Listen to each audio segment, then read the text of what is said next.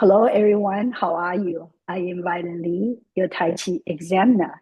Today, I have the honor and pleasure to have Dr. Teri Baydar in with us to discuss a very important topic, which is called love consciousness in leadership and shifting from competitive, fear-based thinking to a more cooperative and holistic approach. And so first, and Dr. Bader, would you like to introduce yourself to the audience? Sure. Thank you, Violet, for having me. I appreciate it very much. It's a pleasure to be here. Um, I am a leadership coach mostly, um, and author. I talk about consciousness and I take my clients through a shift in consciousness. And of course, we end up talking a lot about energy. We also talk a lot about yin and yang. And many of my executives and CEOs, because I work a lot with CEOs of small, medium enterprises, are uh, Qigong, Tai Chi, martial arts practitioners. They're Interesting, yogis. They're also interesting, yogis. very, very Yes. interesting.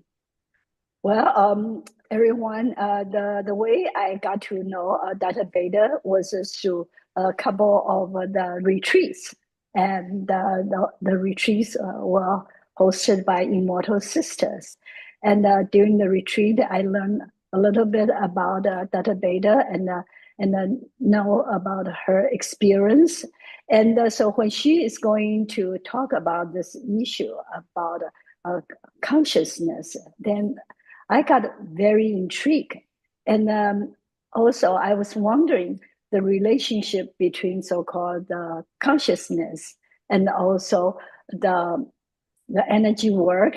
And so you just mentioned about many of your clients and who's trying to get a coach about the life and about career, about leadership, but at the same time, they're also the practitioner of the healing art of Tai Chi, Qigong, and yoga. That's very, very interesting. And so maybe you can share a little bit about yourself and with us, and how's your personal journey of learning the healing art? Sure. Yes. So, a couple of things. First off, I was born with basically clairvoyance. So that was one thing that through my life, I'm like, how do I know things? What's happening? This sense of precognition and things like that, and a lot of intuition. And then later in life, it all sort of fit together when I started in my adult years doing martial arts and then really being in a place of understanding the different natures of energy. Like there are different kinds of energy. And then they're teaching me about energy centers. And then I started looking at the Ayurvedic. And then I started looking at the what the Indians did, the indigenous Indians of America, and they have these, and then the subtle bodies and the mudras, and I ended up doing a doctorate in divinity in metaphysics by the time I Wow. was done looking at Uh-huh. all this. And so then also understanding mental emotional landscapes, how thought, feeling, and energy intermingle. And having a system that wasn't a particular one system allowed me to work with people at a very high level, mentally and emotionally, that are doing the work in this system or that system or another Hmm. system. So I could switch vocabulary, and it was okay to Hmm. talk to someone who was Hindu, somebody who was a Taoist, somebody who was a Buddhist, or even somebody who is a mystical Christian, having also those practices, be they physical movement or meditation, Hmm. sitting meditation. Yeah, so Interesting. So you that's mentioned there actually are how. many different kind of energies. Can you specify it a little bit for us? Well, actually, for me, okay, and I think I'm how should I say, we're really benefiting from your teaching. Mm, no, I think I benefited from your teaching, Violet. I would Well, say. I when I practice Tai Chi and Qigong, and so a lot of the energy I'm focusing on is so-called these more first layer of the physical type of energy, and then the mental energy, and then these are all within myself. Of course, we in especially in qigong practice, a lot of time we want to try to incorporate so-called universal energy, but that's um, to a great degree is still abstract for a lot of people, and sometimes we don't really feel it. And like say the energy within my body, the chi field, and so forth. So when you are talking about uh, different kind of energies, and I was just curious and how you classify them and which way you look at it. What I usually do is I try to fit into the person's system when I'm working with a person. So, for example, a Hindu will have an idea where it's going to be probably very chakra based. They're going to have different chakras, which have different granular aspects of weight, for example. So the lower chakras would be considered like gravel, moving up into higher granularity until it's powder, until it's just a puff of smoke as we go up in through the layers. And so I they see. have a stacked layer system. Now I Interesting. know from Mhm. practicing, the healing arts and Taoism here in Boston with my friends at the Boston Healing Tao. I know, like we're working with the three dantian, and when I've worked with the martial artists and internal arts, we're really dealing with the three dantian. But a Hindu system can have 7 or 11 chakras, you know, and then they'll Yes. take it Mhm. down to a system where they have nadi, which is the down to the pinpoint where you have millions of chakras, which are pinpoints all over your body. So is that kind Like of similar to the Chinese medicines, like pressure points, all those things, 穴道? So, yeah, so you'll find like they have meridians and channels, the Buddhists in sitting Mm. meditations. I myself practice mostly Buddhist sitting meditation, but I Hmm. am looking at the different channels. Now, those channels look different from the meridians of the Hindu or Chinese, but they're still meridians. The Native American Indians have channels too, or Very, meridians, very, very interesting. right? There's Yes. a Uh-huh. there's a book called Subtle Bodies Uh-huh. by I think it's Dal, Dale. So she goes into the different cultural aspects Hmm. comparatively of the different energy centers and meridians and things like that. Yeah. Yeah. So, well, now let's back to the speech or the webinar which you're going to host, and then my understanding, and that will uh, be done at the Institute of Coaching, and which is like affiliate of Harvard University, but of course nowadays Harvard may not be a good thing. People want to associate with, but anyway, and your topic is love consciousness in leadership, right? And did I say the Right. correct? Yes. So, so maybe you can help me to understand the topic and by breaking down. So, first of all, when we are saying consciousness, well, what's the consciousness has anything to do with energy? Right. Don't forgive me if this question sounds too stupid. No, no, I think it's a great question because it is still so very open. I mean, if you try to Google consciousness or you look up Wikipedia consciousness, you'll get so many different um, representations, interpretations, and meanings of what is consciousness. So, for this purpose of what I do and how I take people through transformation, we simplify consciousness down, and I will give you an example of a metaphor of what we're meaning. Okay, so if you think of an old-fashioned projector on the film projector, Sure. Mm-hmm. you have the light coming inside the projector, and then you have the film that's passing. And then Uh-huh. you have the projection of what's in the film that the light is showing through the film to make the projection of what's happening in Yes. the Uh-huh. movie. Mm-hmm. Okay? So with that metaphor, what's happening in the movie on the Uh-huh. screen, that's your life. That's your Okay. life. What you're living, what you're experiencing, your interactions, all of that.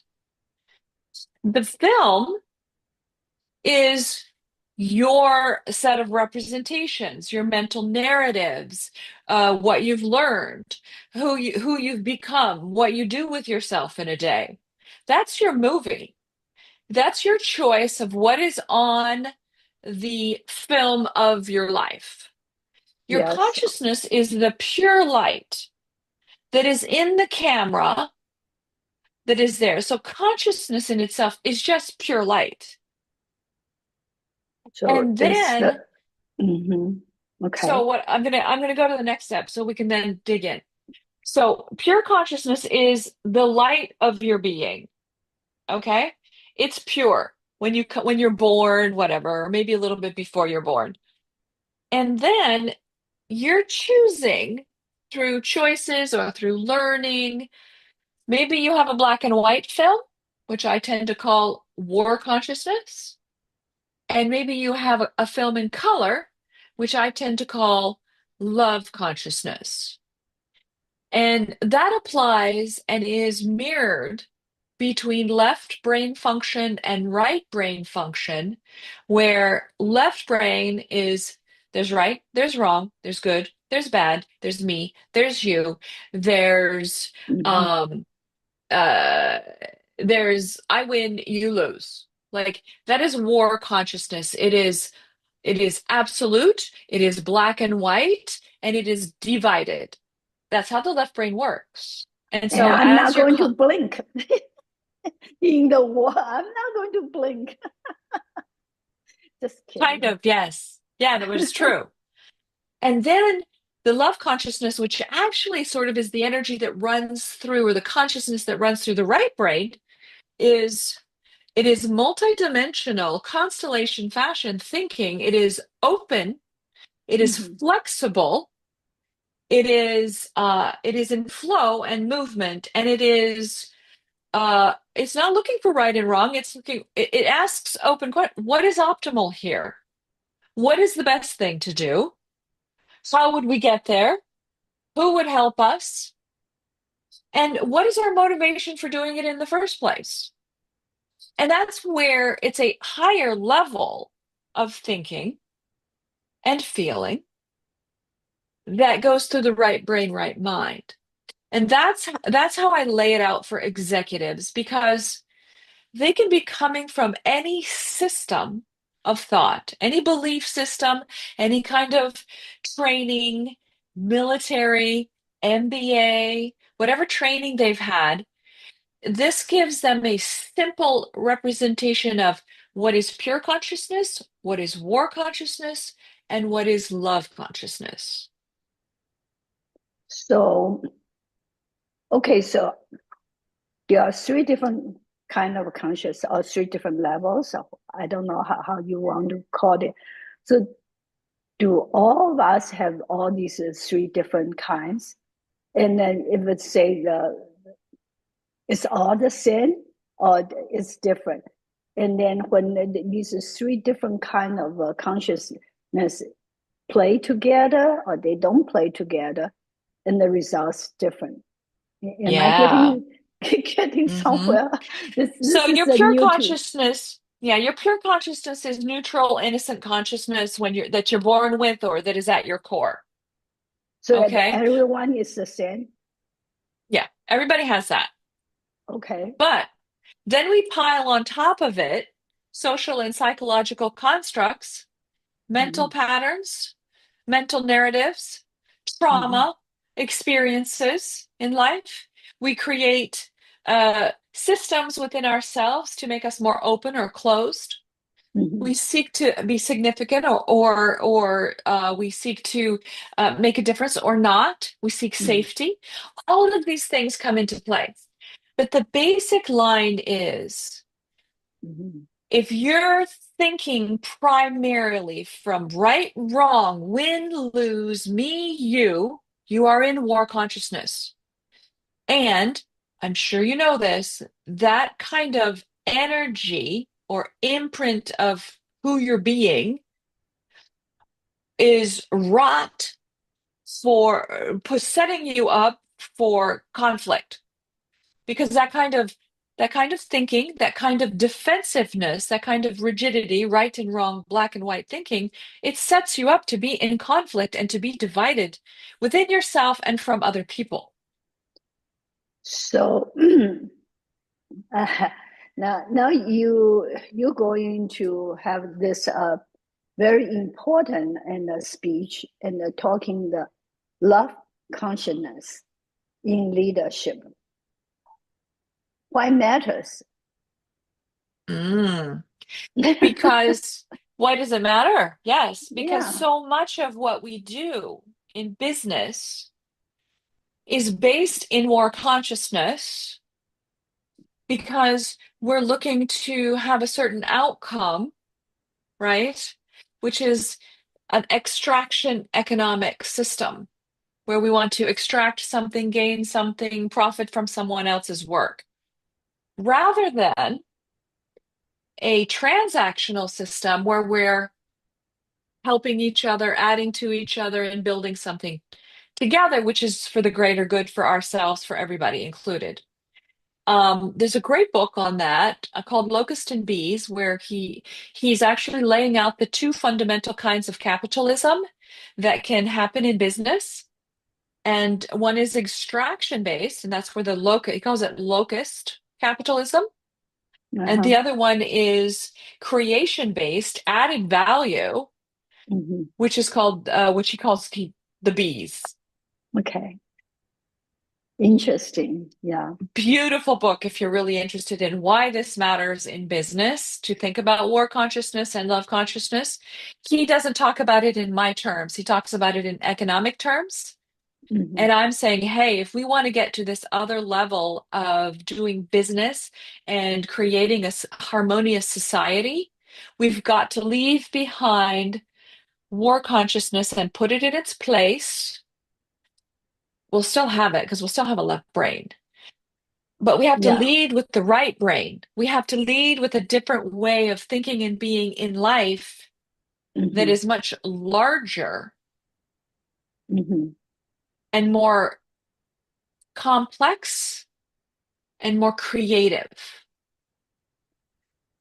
Yes, but look at the modern economy, and especially if we are looking at those companies which is they have their stock sold at the market, and it's a lot of time is very short term, and people look at it, what I'm going to make this quarter, right? And Hmm. sometimes this month.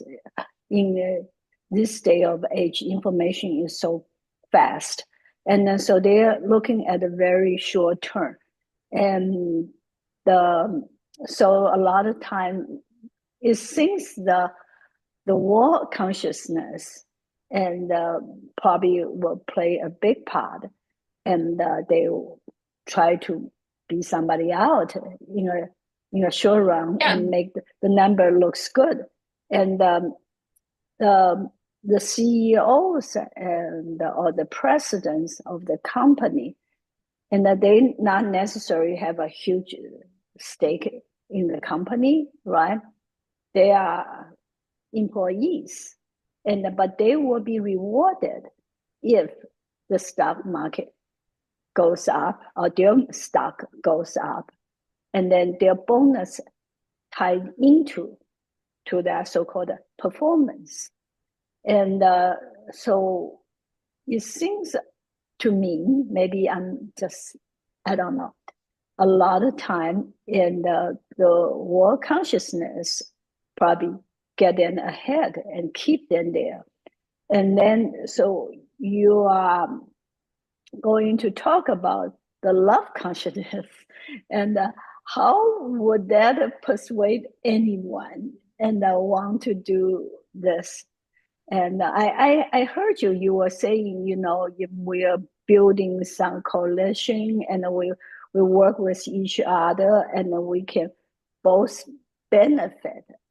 Um, but it's really, this is, it's win-win or Hmm. not. That's And right. I think a lot of time, maybe it will go through people's minds.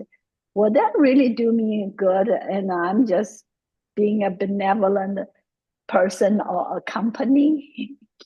And so in today's world, and we are very competitive globally. It doesn't matter if we want to put the barrier around ourselves with the tariff, but it probably is hard, right? And to do so. So in many ways, we will still be competed at an international and global level. And then how this competition will work and with love consciousness. So I'm first off, I'm going to feed back to you a little bit about your question. Okay. I know Hmm. it could be just wrong. No, see, you're looking for right and wrong. Your question is not wrong, but Okay. I want you to notice Uh-huh. that the underlying assumption Yes. about Uh-huh. how you're thinking about Uh-huh. economics Mm-hmm. is based in a what's in it for me. Uh-huh. You're assuming that everybody's thinking only that what's in it for me. Okay. That's a very war conscious stance to think that people don't actually care about anything but money and themselves. That's not true. Okay. But I have worked um, for the corporation for I many, know. many years, long years. Yes. And Yes. in those years, and I have seen a lot of things Yes. happen. And I was whistleblower a few Hmm. times. And the result is what? I was That's out, right. right? That's So, right. so because I But was trying to do the right thing, you're however, trying to do good, right? yes, and well, at least with my conscience, I Hmm. felt like, you know, I could not live with my conscience. However, the situation, I was faced, and the leadership was telling me, this is what's good Yeah, for the company. that's But right. again, And it's this all about happens, numbers. Mm-hmm. that's right, Violet, and this is what happens all the time. Mm-hmm. But there is an awareness that's building up in the world of business that we can't just do it by the numbers all the time. It's not working. It's not working. And why do we have whistleblowers? Why do we have people leaving? Why are people quiet quitting? Why is this next generation quiet quitting? Why is it so hard to get certain people to Mm-hmm. come into these corporations? People are not stupid. They don't want to live life. They don't want to waste their lives Mm-hmm. in this war conscious like atmosphere Mm-hmm. where the only thing that counts is money, Mm-hmm. getting ahead, Mm-hmm. materialism and all of Mm-hmm. these things. People are not stupid. They want fundamentally in their hearts a better life. And a better life doesn't mean more money, a faster car, more expensive clothes, or even going to an Ivy League school. You can go to a regular school and learn the same thing and read the same books and have great teachers, maybe even better.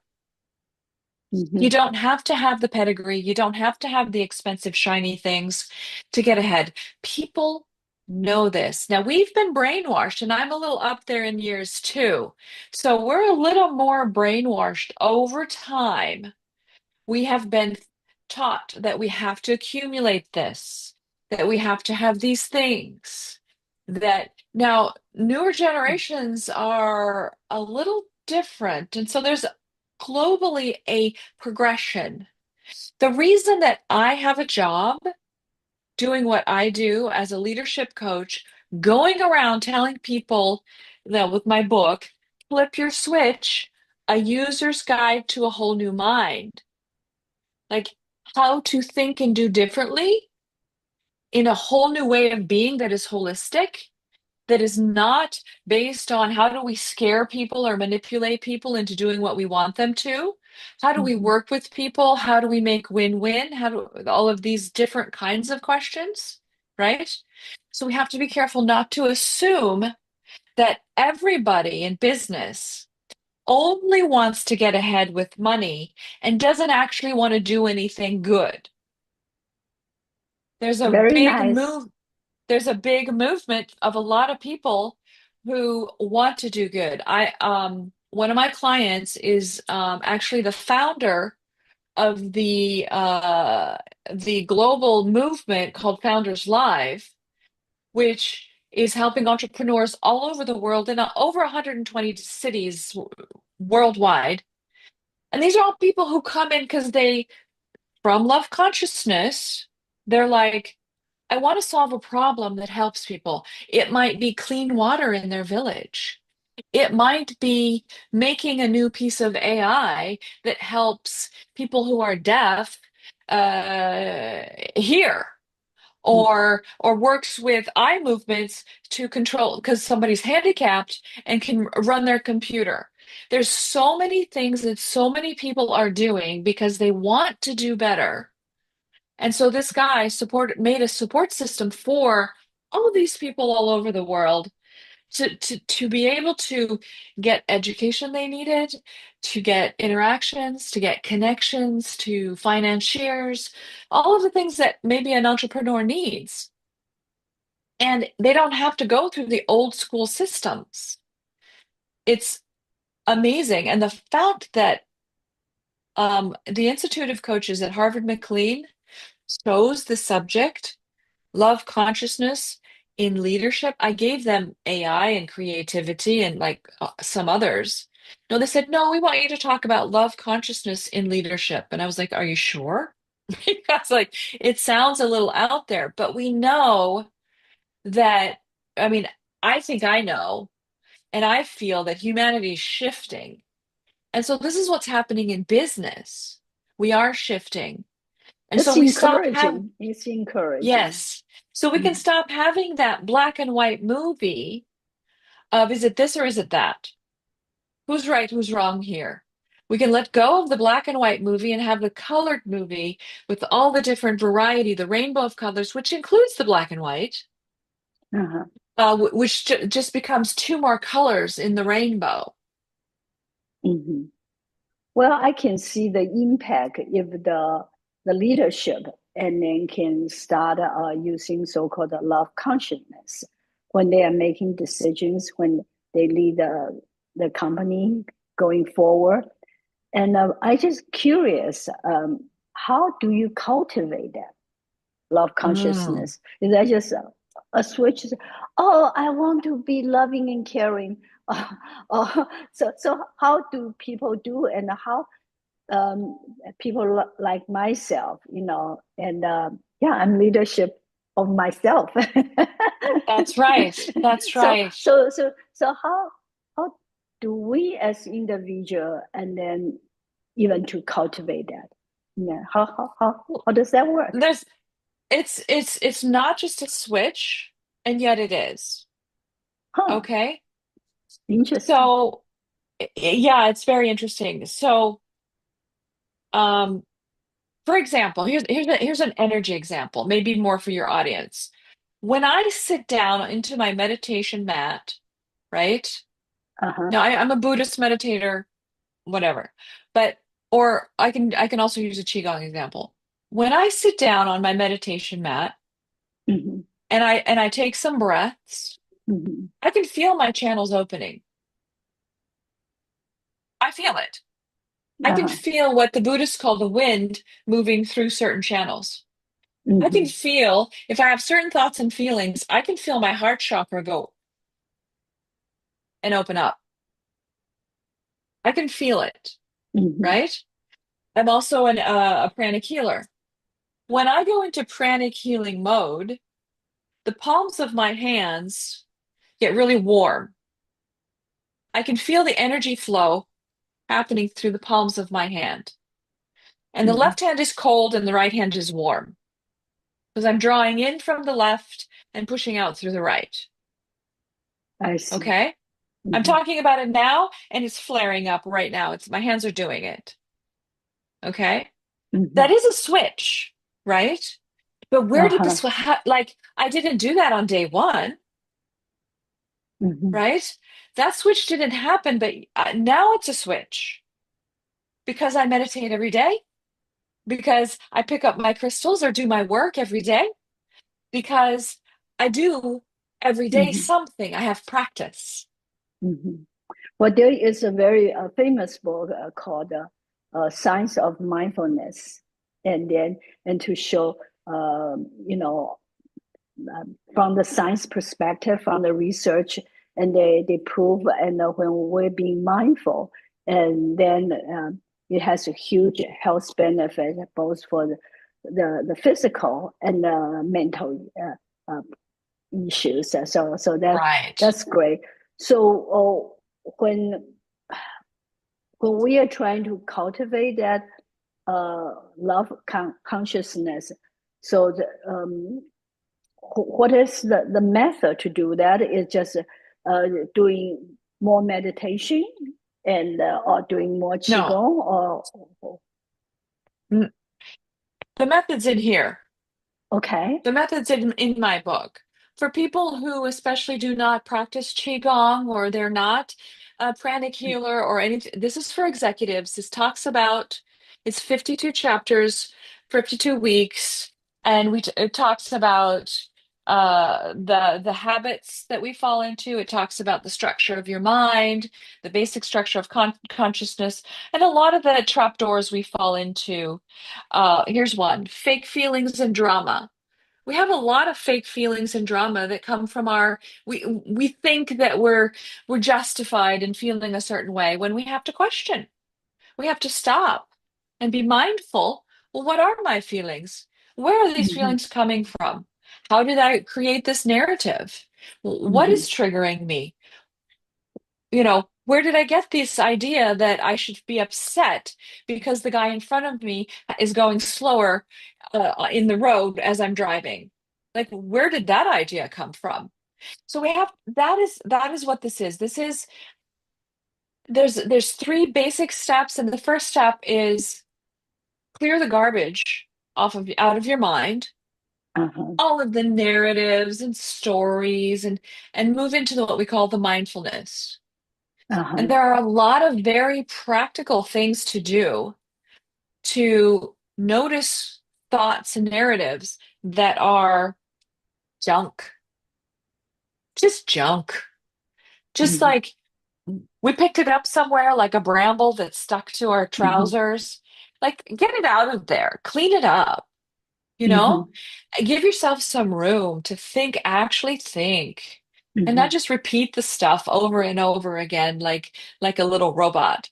And so the book is full of like lots of steps and things to do, and it's different for everybody, obviously, because some people don't have the junk. Some people have lots of junk.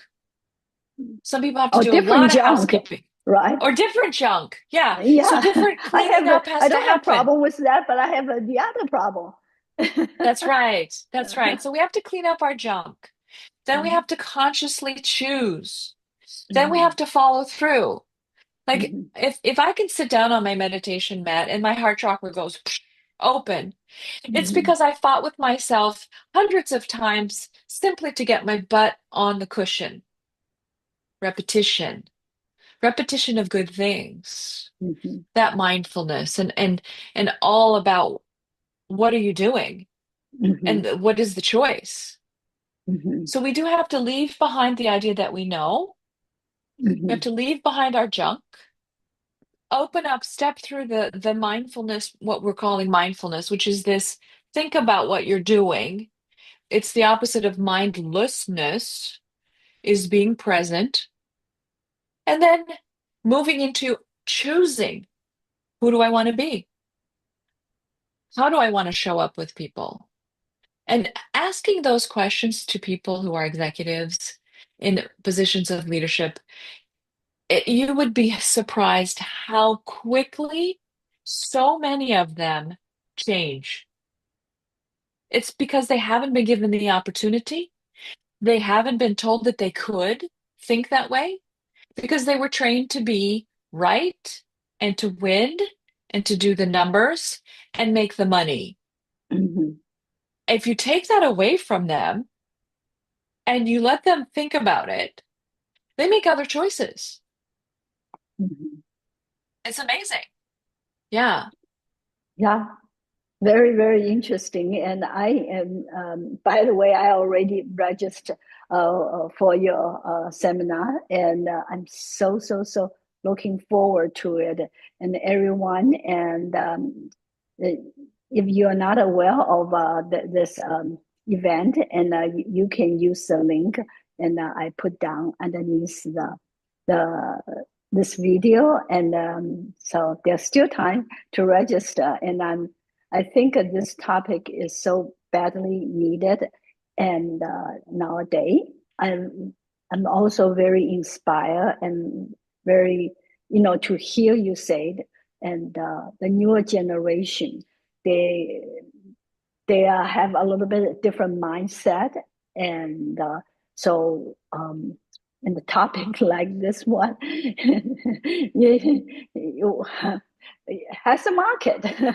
Let's just put that way. It has a market. That's that's very amazing. And so so how you mentioned that you are practice Buddhist, and so besides that, you also practice other type of mindfulness exercise. Is that right? Well, I mean, I do practice some Qigong, you know, a little bit of Tai Chi, but I do prefer Qigong to Tai Chi in general because I have so many things going on. I lack the practice, repetition. So, but I do a lot of sitting meditation and a little bit of Qigong and a little bit of yoga. Well, that's Um, wonderful. Yeah, I actually need to do more meditation myself. As a matter of fact, and end of May, I'm going to attend a silent retreat, which will force me do nothing but meditate. And Mm. um, I was told we could not speak a word, and we cannot even read a book. But That's but right. we're going to focus on meditating, and Hmm. I think it's going to be very very hard for me because I have a monkey mind, and but we'll see. And I think it is important for me as well as for a lot of people to meditate. And I really thank you for coming today. And I know you are very busy, and especially with all these events going on. And so thank you so much for coming. Thank you, Violet, for having me. I really enjoyed our conversation.